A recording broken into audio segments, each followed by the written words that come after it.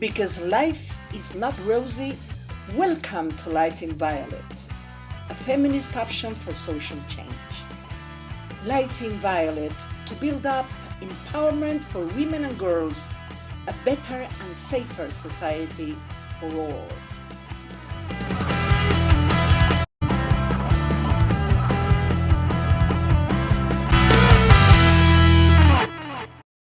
Hello, welcome to a new emission of Life in Violet. For those who don't know me yet, my name is Verónica Pereira Carrillo, and this is our 5th season on air.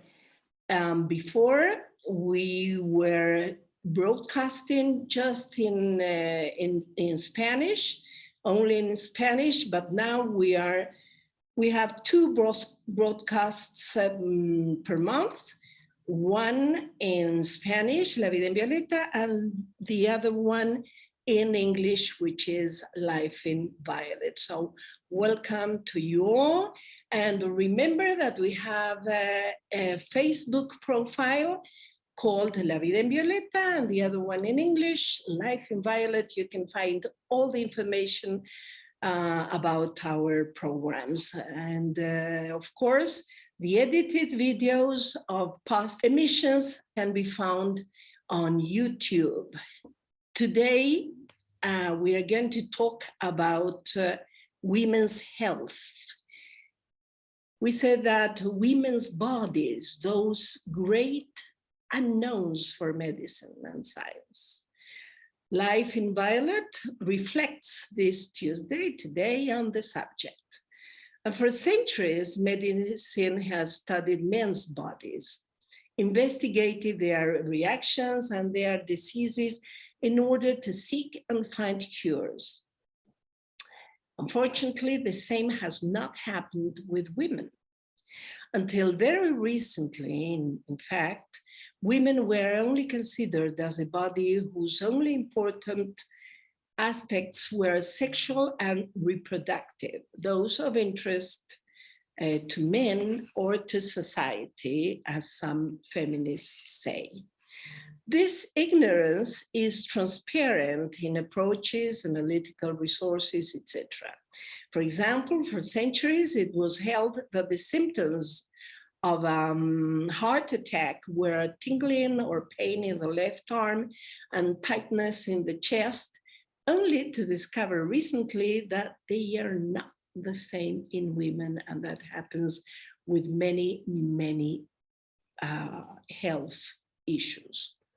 COVID-19 and its vaccines put in black and white this brutal pending subject of medicine, since women presented problems totally different from those of men, and this, let's call it misogynist deviation of science and medicine came to light. So today, what are we going to talk about?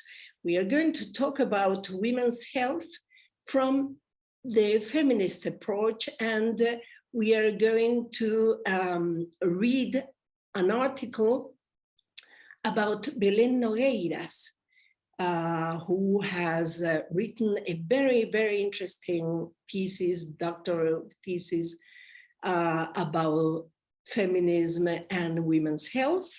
And then we are going to listen to Angela Bamblett, a brilliant psychologist and United Nations consultant, and she's going to tell us about women's mental health from Australia.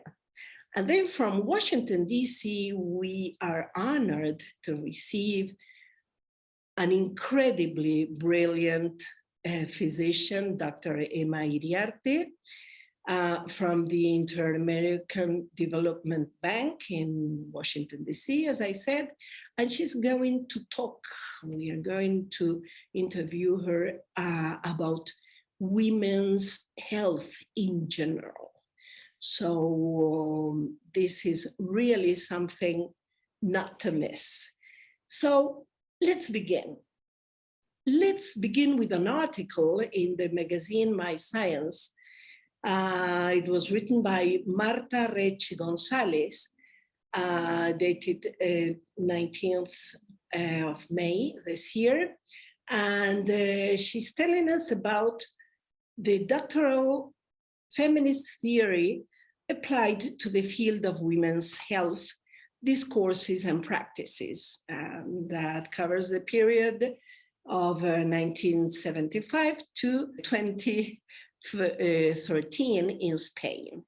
And this thesis was carried out by Belén Nogueiras, who we have interviewed the last time we had our Spanish La Vida en Violeta. And this article says, the journalist says, writes, Belén Nogueiras understands health as a fundamental tool to achieve equality. She's a feminist, psychologist, and has worked at the Observatory of Women's Health. She has dedicated her working life to understand where women's discomfort comes from and to build public health care systems with a gender perspective. Let's call it a feminist perspective. With this research, she argues that feminism is the way to make women's health care comprehensive and effective.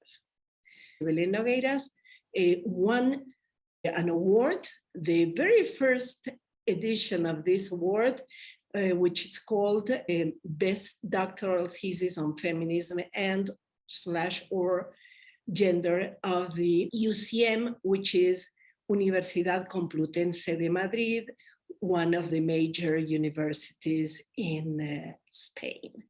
The journalist asks, congratulations on this recognition of your work. You received this award in a context in which knowledge in universities continues to be androcentric. Do you think this type of recognition of feminist research is important? And Belén answers, I think it is very important, not only because I received it this year, but because it is something that has been instituted by the Equality Unit and the Social Council. It is that constant effort of wanting to make visible, to find ways to make feminist research known. Second question, your thesis is focused on health from a feminist perspective, and you point out that health is essential to achieve equality. Why is it important for effective equality that we focus on health? And Belén answers, health, beyond the definition of biopsychosocial well-being, is a source of power. When we have health, we have the energy to face the difficulties that come with living, and curiously, patriarchy has tried throughout history to weaken women's health, not only over our bodies and over us, but also symbolically. It generated the idea that women's health is vulnerable, weak by nature, and that we have worse health than men. This idea has gone through centuries of history and is still present in health professionals. Women also have it ingrained in us. We think we are prone to develop physical and emotional problems, and even that we have a tendency to madness. We are going to see that later. The article goes on.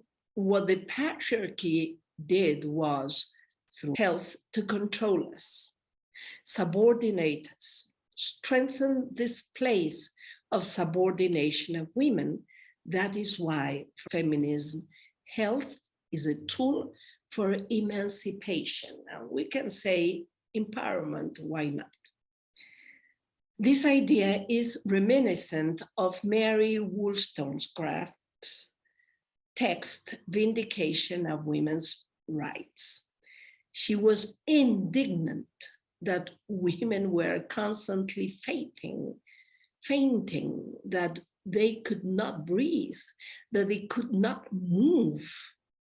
And Belen answers, it is the very first text that talks about health, and it is also the foundational text of feminism.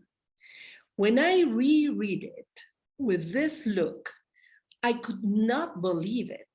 All her work challenges those discourses of the patriarchy about our weakness. She says, you have educated us this way. The limitations you impose on us make us sick. It is a text about health. And then another question. The work of Yolanda Dominguez analyzes precisely this, how images are still reproduced around this supposed weakness. And Belen replies, after centuries, these ideas are still present, even behind the objectivity of science. Doctors see women who come to the health system with ailments and quickly prescribe drugs. They do not ask questions. They do not investigate. Question, this may be hiding a situation of mistreatment. We are over-medicated? And Belen's reply is, of course, because everything is attributed to our biology, to our weak health by nature. That idea is still there. The two last questions I'm going to read on this article, please find it. It's called My Science. It has been published in May. So you decided to do this research because of your work in the field of women's health. And Belen answers, when you have a feminist view of life, you become aware of what has been done and what is being done with women with their ailments, how they are interpreted, how they are diagnosed. What feminism proposes is that recovering women's health is empowerment.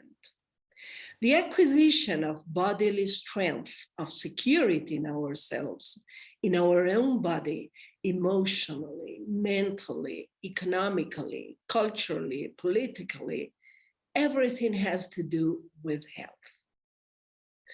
That is the path that feminism proposes outside the classic paradigms of diagnosing and treating any discomfort as an individual issue, without seeing all the structural and political factors that are influencing how women feel.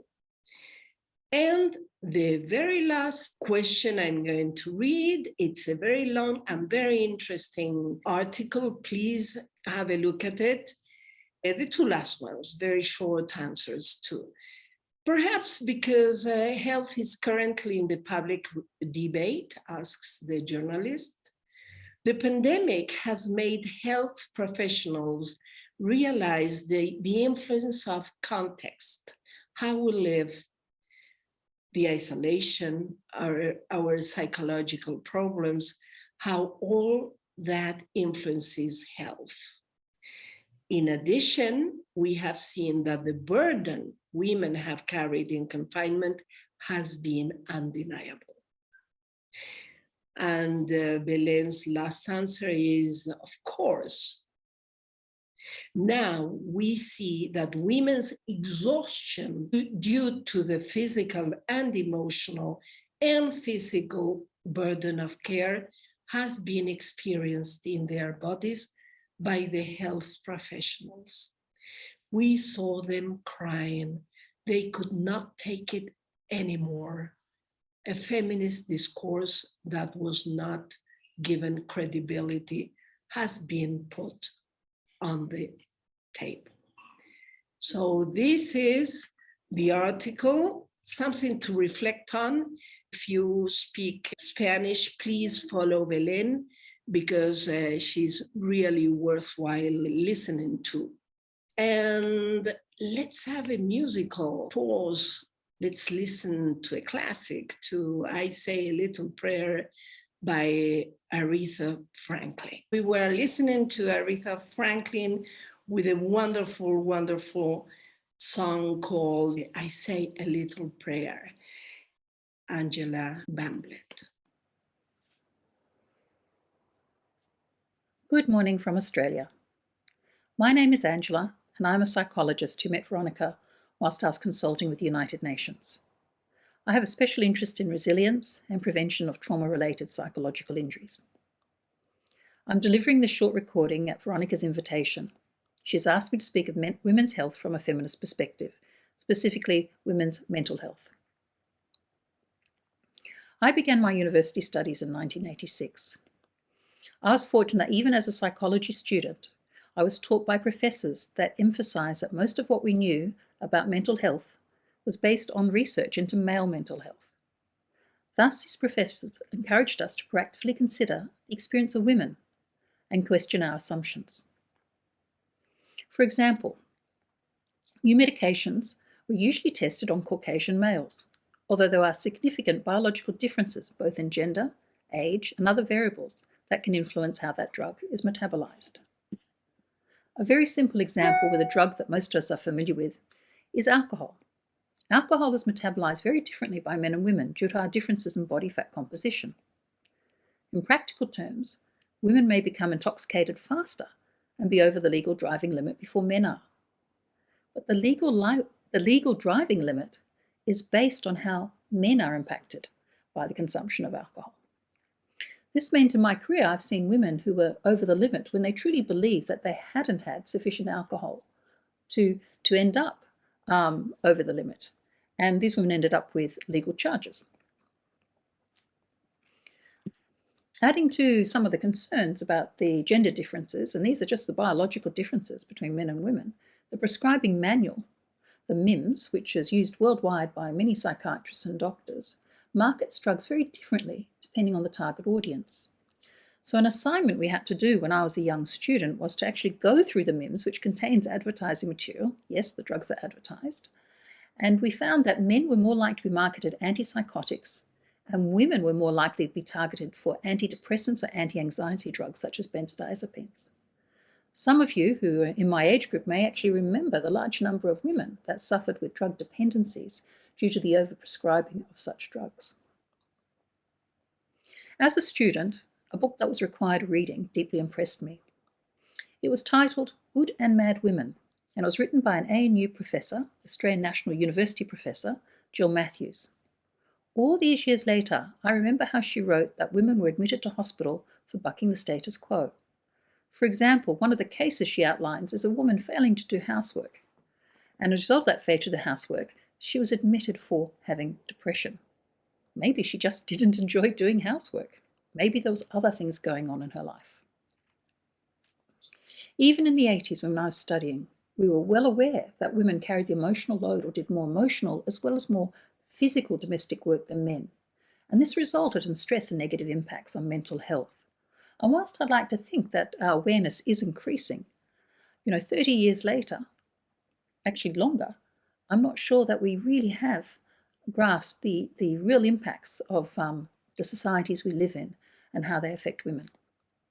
So now I just want to touch briefly on the feminist view of mental health, keeping in mind that feminism is a movement to end sexism, sexual exploitation and oppression, not just for women but for everyone. Renee Fabian is a journalist who writes for Talkspace. In her 2017 article, Why Mental Health is a Feminist Issue, she quotes Dr. Mindy Urchel, a professor of psychological science at the University of Mary Washington in Virginia. She says mental health is a feminist issue because women's experiences have often been and continue to be pathologized. She notes that we're more likely to be referred to as crazy, both in daily conversation and in the media. And women's typical life experiences are often characterized as disordered. She also notes that the issue isn't new. It can be traced back as far as 1900 BC Egypt and the use of hysteria to sum up any woman's health issue that deviates or deviated from expected gender roles. And this use of the word hysteria continued well into the 1950s.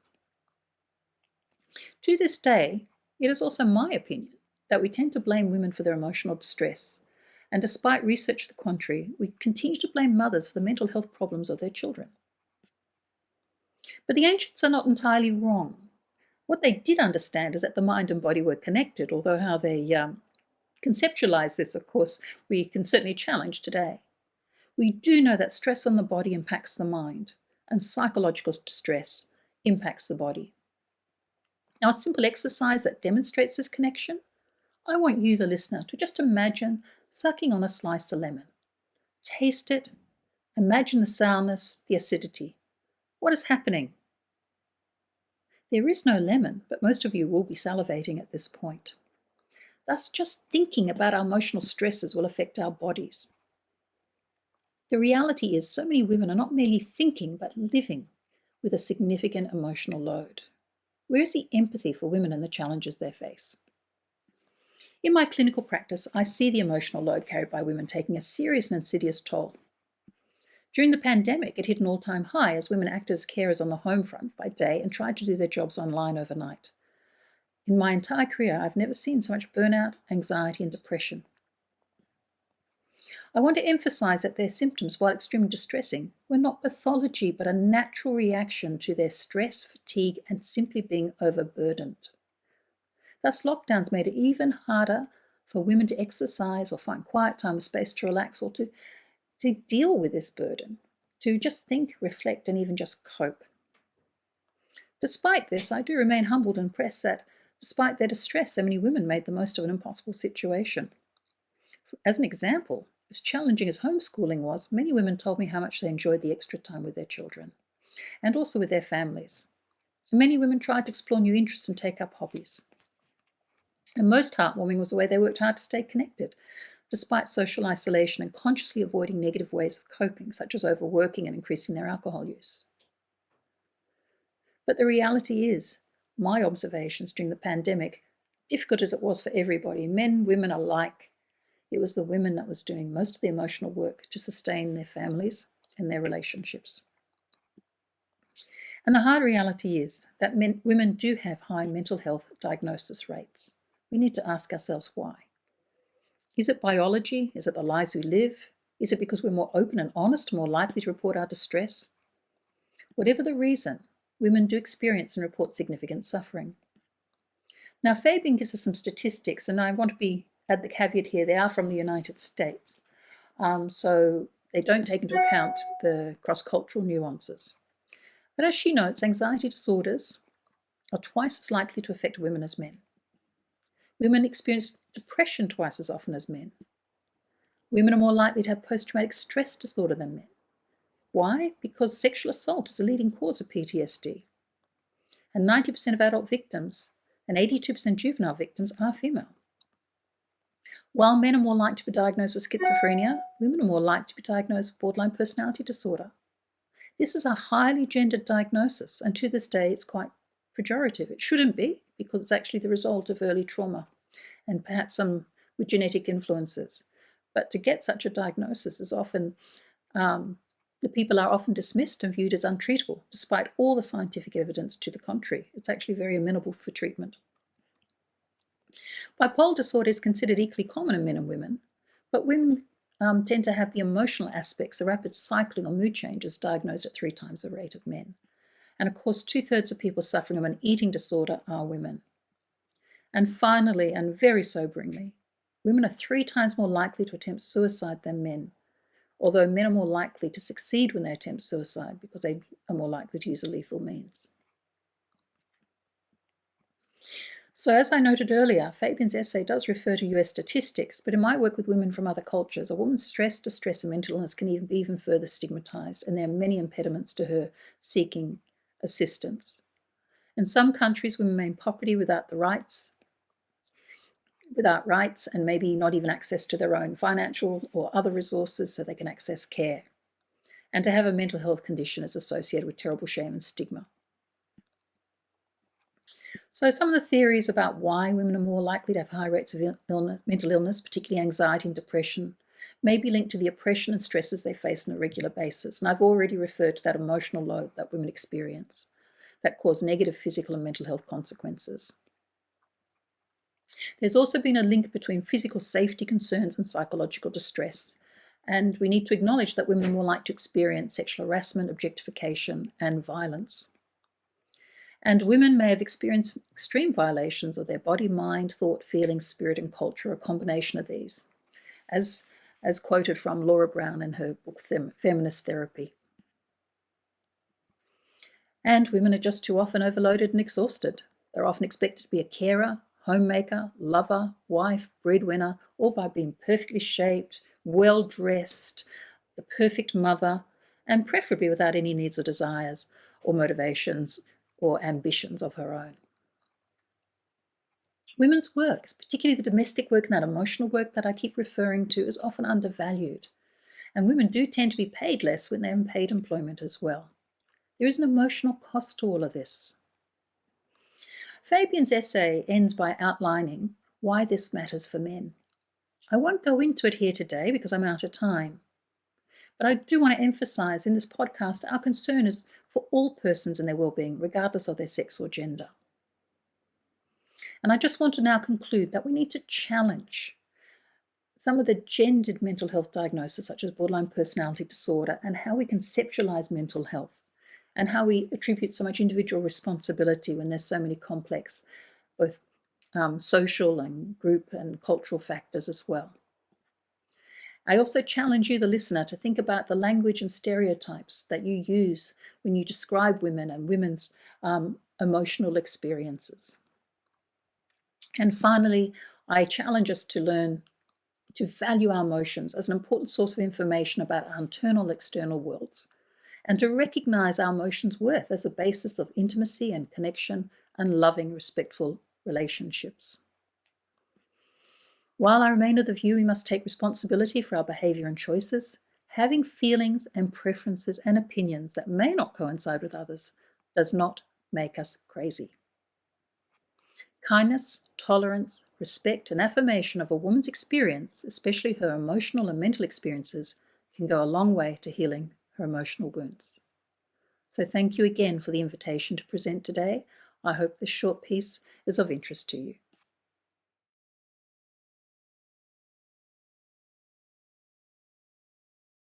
Thank you. Thank you so much, Angela. As usual, you've been very clear and very precise. In fact, we've talked about women's health several times in our VIDA and VIOLETA from the point of view of women with disabilities, from the point of view of senior women. We have talked even about spiritual health of women, of course, mental health, and the testimony of a physician of intensive care. We had the greatest honor of having Dr. Deborah Kestel, Argentinian UN Director of Mental Health, the very first woman who occupies that position at the Health World Organization. Just some few days after she had been appointed, we were lucky enough to interview her. And we have also interviewed a lot of doctors, of female doctors, of nurses, of psychologists, because as Belen says, health is really a must and is empowering. And now let me introduce to you the dearest friend and an incredible human being. So Emma Margarita Iriarte is originally from Honduras. She is a medical doctor graduated from the National University of Honduras and has a master's degree in public health from Tulane University in the United States.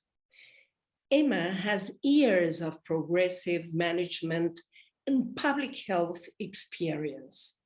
She has experience in developing and implementing programs aiming at reducing inequities on access, quality, and coverage of intersectoral services, especially for women and adolescents of the hardest to reach and poorest populations in Latin America.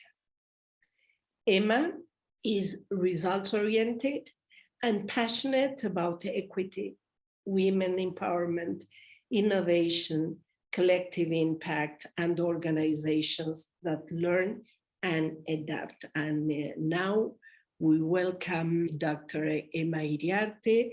It's such a privilege and an honor to know you to begin with, and to interview you here in Life in Violet. This is really a very significant moment for me. Thank you for being here with us. Thank you, Veronica. Good afternoon to all the audience that is here with you in your program, and thank you for the kind introduction. Thank you. Happy to be here and honored to be here as well.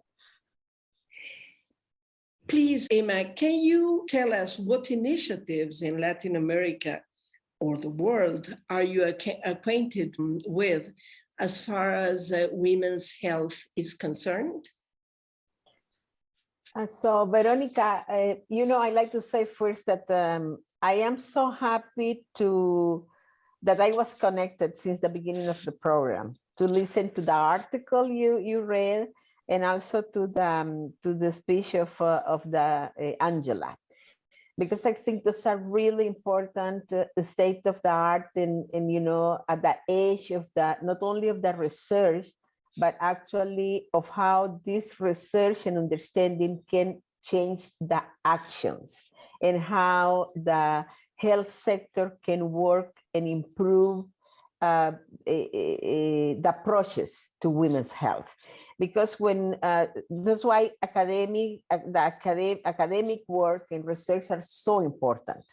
So that said, I'm gonna talk to you about in the distinguished audience, not from the research and academic perspective, but more about the operational aspects, about the policy dialogue aspects of health in reality, and how the evidence and the understanding every time more and more, of what the role of the health, women's health, and gender issues, and access, and financing, and other aspects are so important for our own development beyond health.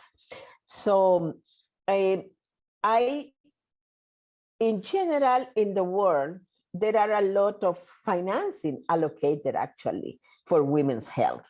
The issue is that when you look at that, and regardless of if we are talking about either the public sector or the private sector in terms of health services, in various across countries, from countries where you have health systems that are very decentralized and are very equitable for all, like in Canada, even in Costa Rica, in Latin America, or in United Kingdom, to other very unequitably health systems where access for the poorest, regardless if you're women or men, is really difficult.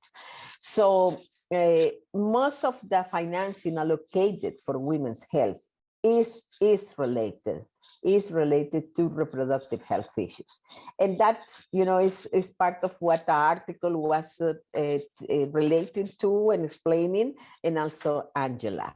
So our health systems in Latin America in general are focused on our biological reproductive sexual and reproductive health role, the role we have. More on the reproductive and less on the sexual health right approach, which is very new. I mean, during the last probably 20 years, the issue of sexuality has been included as part of the services that needs to be provided. So there are not like initiatives per se that I could describe, but more this understanding of yes, in the health systems, either public or private, our reproductive needs are covered, but not other needs, yeah, related to health. And we could hear in the article and through Angela's conference, issues around, mental health, gender-based violence, issues around, I quote what you said, I read the article, the tendency to madness, those kind of issues that are related to mental health and that are stereotypes about women. In the Inter-American Development Bank, we are preparing, a week to discuss these issues about gender and health and diversity, which is happening in November, I think. And I was just discussing with the persons that are organizing this meeting. I was remembering something that I learned in my psychology class, like, I don't know, a lifetime ago. And because it was the med school, I learned there from where the word hysteria comes from. And we have heard that women have and present symptoms of hysteria. And hysteria comes from the root hystera, which means uterus, which is our womb. So by definition, in the ancient world, by definition, only women could become hysterical. Yeah. So those are the kind of issues that these issues that are telling us that even the research and the science and the academic work has been focused, when we're talking about health, has been focused on men. And all the learning and the documentation and the evidence, most of that is regarding to men.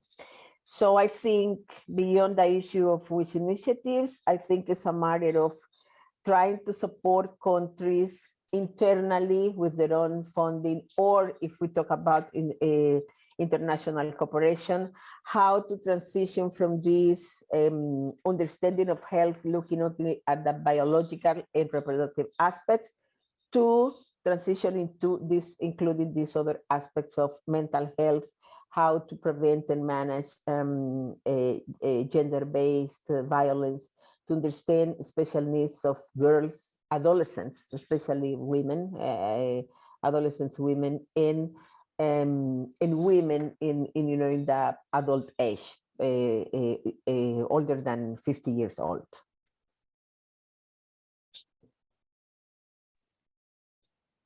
Thank you so much. In your opinion, what are the main obstacles for a better health service to women? I work in a regional program that covers 8 countries in Mesoamérica, from Mexico to including Central America. And we have seen that one of the main problems is still, Latin America is one of the most unequal regions in the world. And even if when we look at the averages in regards to the health status, we are doing well in general. Yeah? But when we look at the disaggregated data, especially at the poorest populations, the lowest quintile, people who live and women who live in the hardest to reach areas where there is no infrastructure, no roads, no water, no sanitation, and you are in labor, and you present an obstetric complication, you present an hemorrhage postpartum, and you live in a mountain and you need to get to the hospital, which is 4, 5, 16 hours away, with no road, with no transportation. If you have a postpartum hemorrhage, you need blood I'm sorry, I don't know how to say this in English,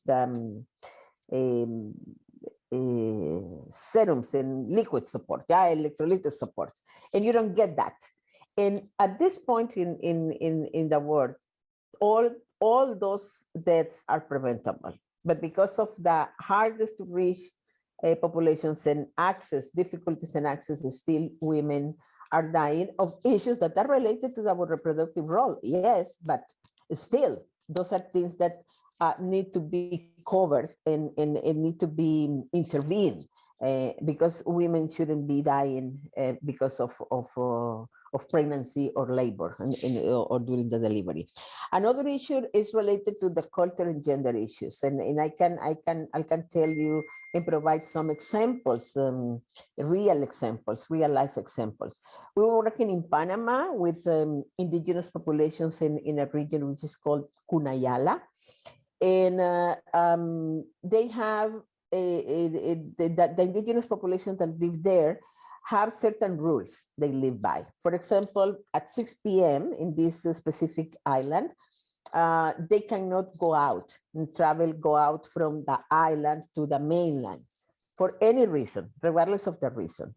And I remember one young lady, Iranelda, 16 years old, that this was like, I remember the name and everything because it was the first case I saw when we were initiating this program to support women in women's health, and especially and also newborn health. Yeah, and I remember she was pregnant. In the next visit we did to this island, she had lost the baby. The baby was born dead. Yeah, and the problem was that they identified on time the complication. But because of the rules and because of the decision of the SILA, which is like, you know, the indigenous populations chief, she couldn't go to the mainland to get medical attention. So we could debate. Is that why her baby was stillborn, or? Oh yeah, because she couldn't get the attention, yeah, because what the baby had was something that could have been preventable, yeah, and so we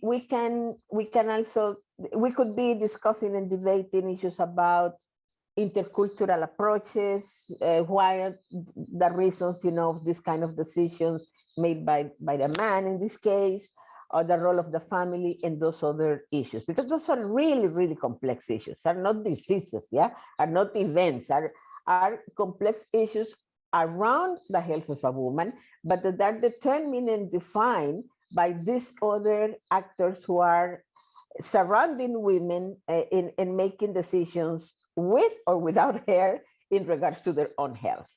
So I cannot forget this young lady. She was 16. I cannot forget her name, and because it was a really sad situation and something that could be prevented. Yeah, this is only one example. So cultural and gender issues do matter when we are talking about health of women. And between parentheses, so she couldn't go to have access to a hospital even if her own life was in risk? That I don't know, but there was, you know, like it was forbidden for the inhabitants of these populations to go to the mainland after 6 p.m. So I don't know if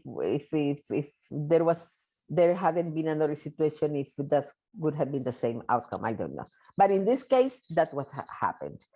And another issue, when we conducted studies among these poorest populations in 8 countries, which are mostly indigenous, by the way, as you can imagine, the other issue is that we have, I mean, the medical societies and the academic and professional associations think that people from indigenous populations do not want to go to hospitals, and that's not the case.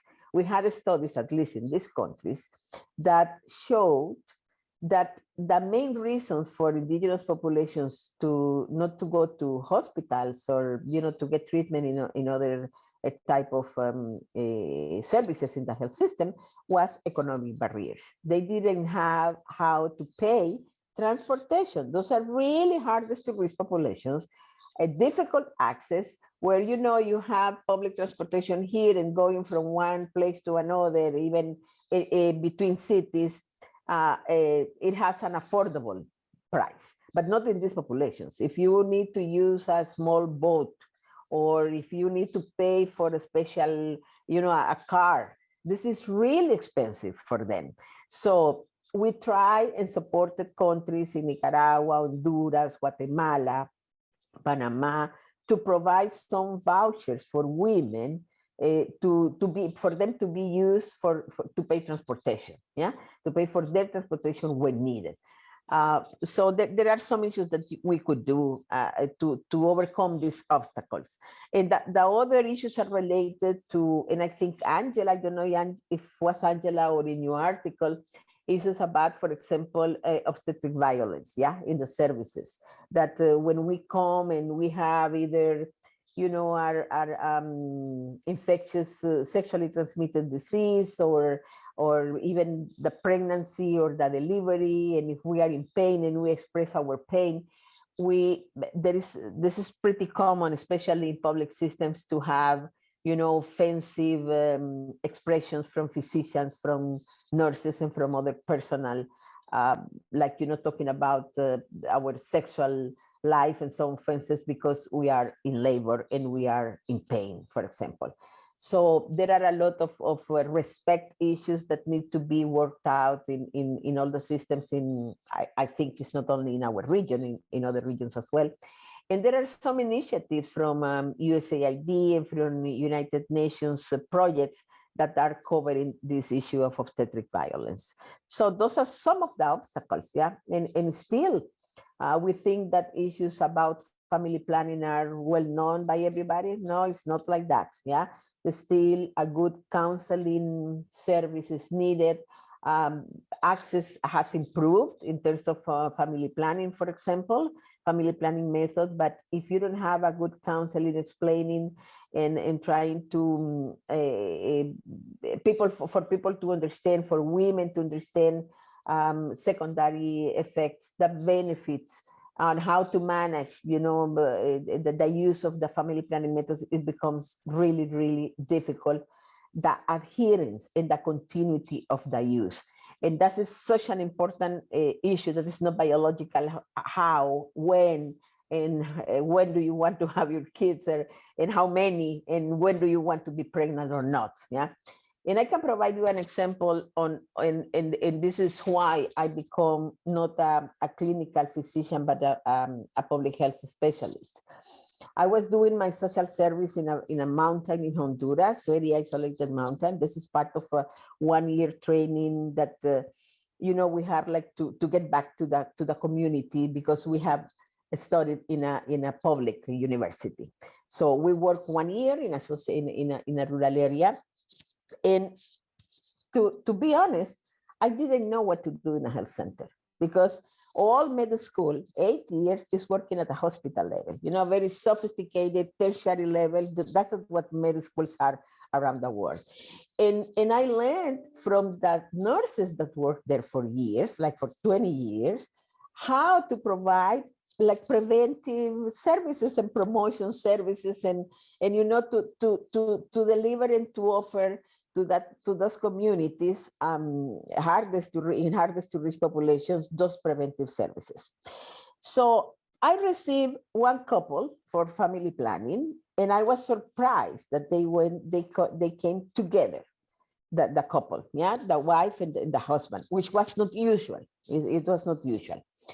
And after explaining to them the methods we had available at that health center, then they decided for a contraceptive,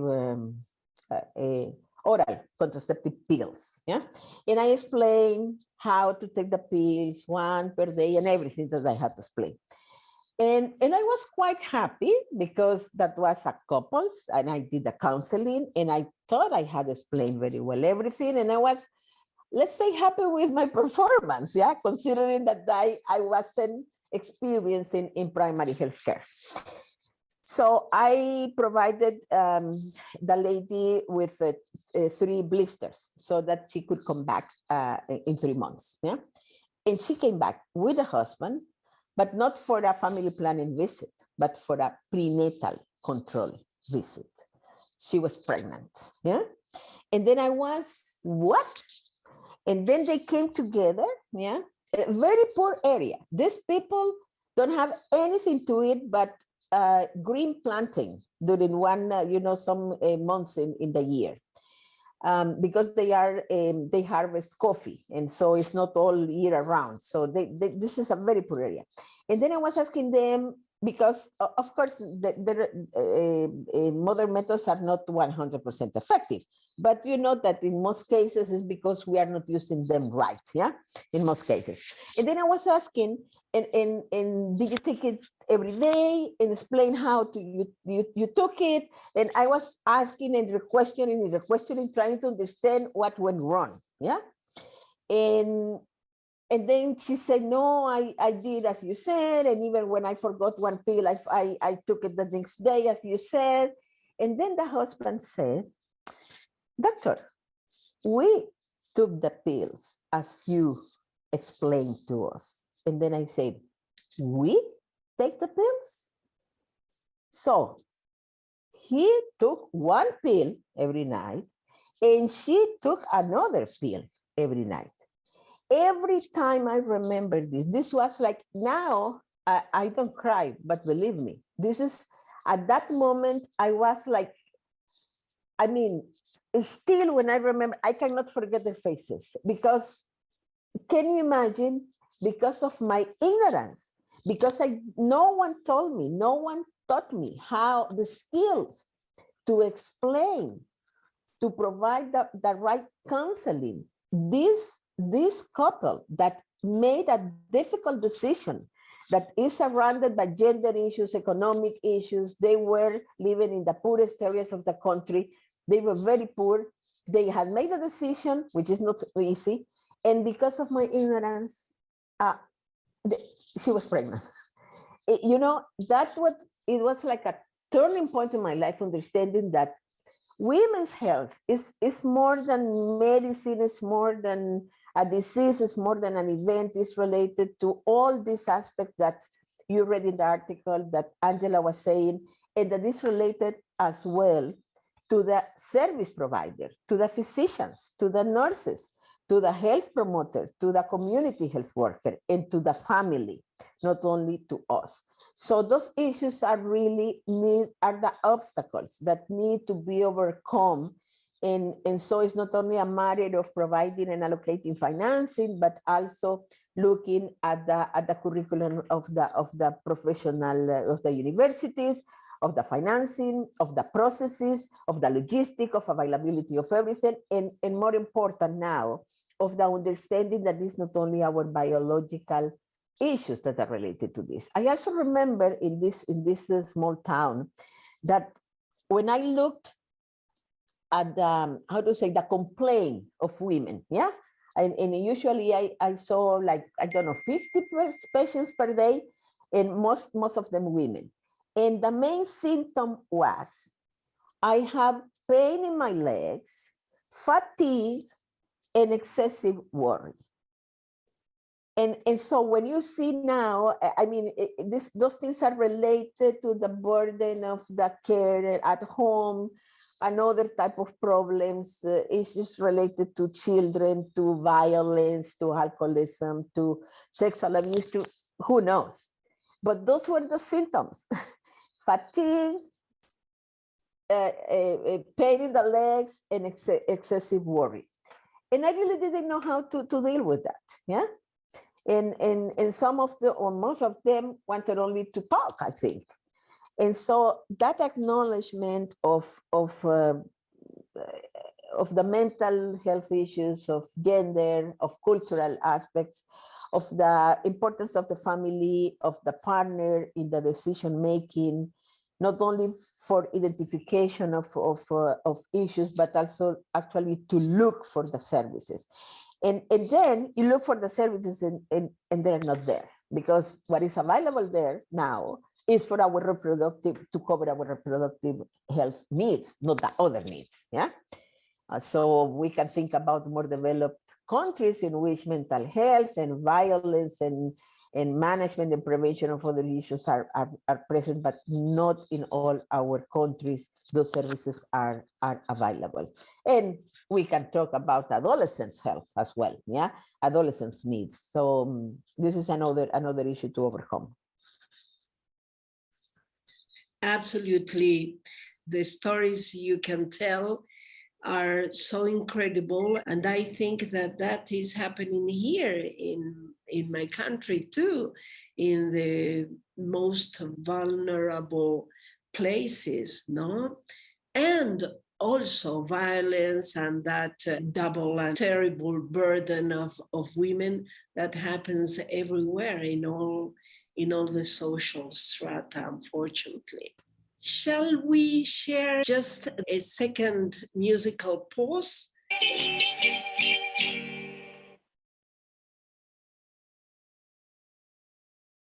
Let me ask you two more questions, please.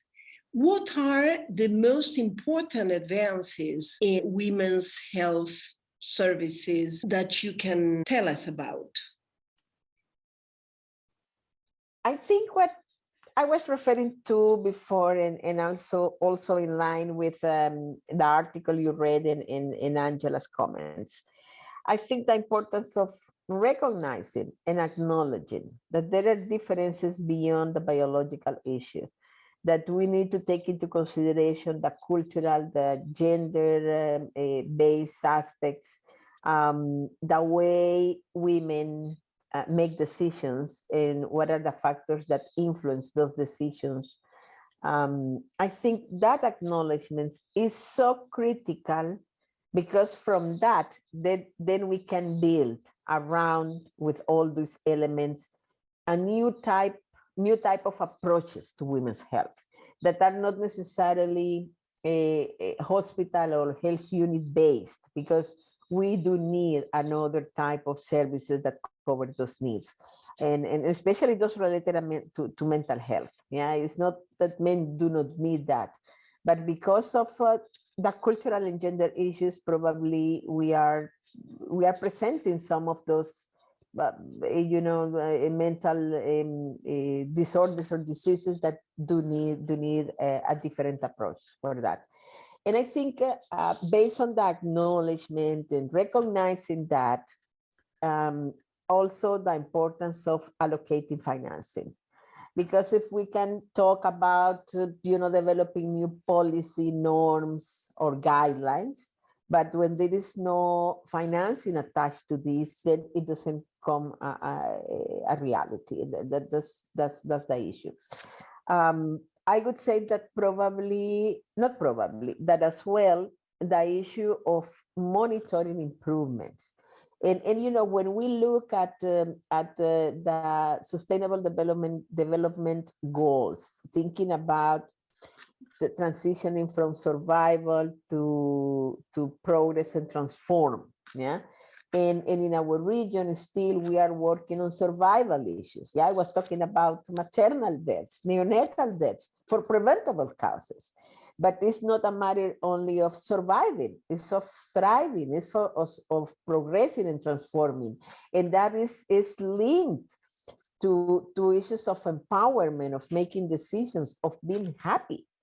And that's why it's so important that we transition from the knowledge to the actual practices, not only from the traditional allopathic perspective of health units, but providing services in other alternative ways to women that cover all these aspects. Financing is important, policy aspects are important, and also everything related to intersectoral approaches, because we have how the gender-based violence has increased, especially during the pandemic, has been like more obvious, more explicit, women need services beyond health, yeah, and need legal services. And if we don't work linked to other sectors, then it becomes more difficult to solve the problems. Issues on water, sanitation, transportation, education, and social protection. Adolescents that get pregnant, how to make sure that they continue attending school, but at the same time have some funding or money to cover the needs of a child. Yeah. So social protection, legal services, infrastructure, water and sanitation, education. When you have this kind of approaches, then you can cover more and more the needs of women's health and happiness, I would say. Collaboration and coordination are not easy. And so we all need to learn and to change behaviors and how we plan, we monitor, we approach the changes we like to see in the lives of women, in this case, and girls and adolescents. Absolutely. When I was preparing this emission, I came across a very disturbing information that is that only in 2019 was an antidepressant for postpartum depression discovered. And I was thinking, and Viagra, how many decades does it have? Yes. So I think that the main advance we are witnessing now is the approach. Women are getting visible far beyond their sexual rights, which is of course new, but far beyond their reproductive rights, which are not met yet either. Yeah. So it has been on the agenda for so long. Let's go to our last question. What remains to be done on this issue as far as humanitarian work, public policies, as you mentioned, or even individual initiatives? I think in addition to what I have said, probably I would add the importance of working especially with government in programs that are results-based, financed. I think this is really important. You know, the issue of linking results to the funding, regardless of, you know, if they're on government funding or from cooperation. But when I talk about results, I mean really results in the health status of women. Yeah, not results in procuring something or vaccines or, you know, attending deliveries. No, this is the actual results in the health status. Yeah, is how many deaths we prevent or how many lives we maintain. Yeah. And also, I think it remains to be done in a more systematic way, the accountability mechanisms, the internal accountability mechanisms within a country, for example, but also among countries in the regions and at the international level. Because there are some accountability mechanisms about how women's health are improving, but sometimes it's you know, it's one-way street. It's donor corporations asking countries, but this is we need to change the way of planning, of collaborating, of complementing each other, of harmonizing, of alignment. And if we keep having our own agendas, our own budgets, and want our own reports, this is really difficult for countries to move ahead. So, like, you know, it's aiming at the change we want to see, and then rearrange everything else around that. Not talking about the, you know, the silos in which most of the countries work. There are great advances on this. Yeah, this is not the same as 20 years ago, but it's still that is the mile that we need to go, that extra mile in terms of harmonization, alignment, accountability, planning for results, and going to the basic, especially in terms of recovering community and individual citizen participation, which, you know, this is a challenge in all countries, in all societies. Yeah, it's not, health is not a favor, health is not a gift. health is not related and shouldn't be given and provided depending on your economic status. So this is a right, and in that sense, everyone has a role to play, yeah, in the empowerment, in the demand of civil participation and social participation is important, and I think we have still a long way to go there. Absolutely, and let's hope things begin to accelerate to prevent overlapping of efforts to begin with, and then to reach the most vulnerable of the poorest of the poor, who are precisely women, no? Emma Iriarte, thank you so much for having been in La Vida en Violeta. I hope to meet again, because your experience is so valuable. This first-hand public policy maker in approach is very necessary. As you said, together with feminist psychologists, everyone has a role to play. Thank you again, and thank you to all the people who have been following us. Thank you, Carolina, who is always watching us. Thank you, the friends from Panama. I hope it will be translated automatically when I edit the video and I upload it on YouTube. Remember, please, that in September, we are going to talk about women and humor. Sometimes it's violence and sometimes it's empowerment. When is the first one and when is the other one? Thank you so much to everybody. Thank you, Emma. Thank you for inviting me, for having me. Thank you. Bye. And this has been Life in Violet, raising feminist consciousness at a global level. Stay tuned